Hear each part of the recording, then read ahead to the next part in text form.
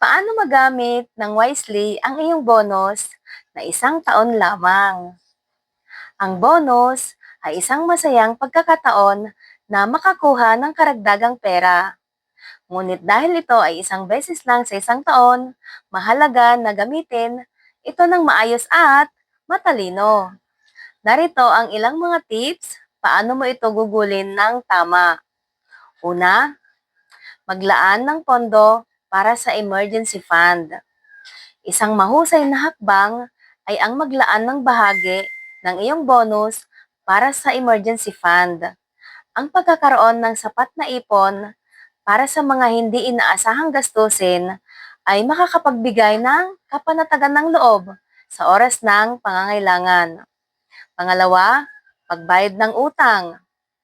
Kung may mga utang ka, isa itong magandang pagkakataon para mabawasan ang mga obligasyon pinansyal. Ang pagbabayad ng utang ay nakakapagpabawas sa iyong mga interest charges at magbibigay sa iyo ng mas maluwag na financial future. Pangatlo, pag-invest para sa future.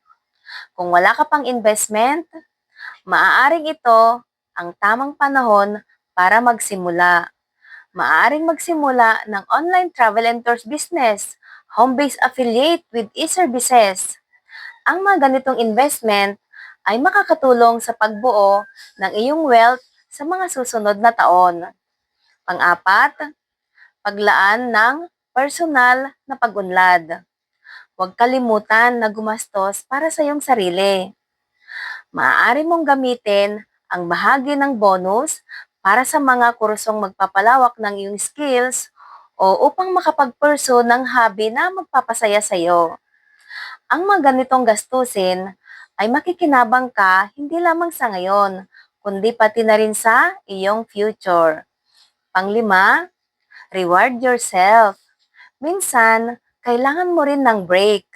Gumastos ng kaunti para sa sarili, isang magandang bakasyon, bagong gamit, o kahit dining out.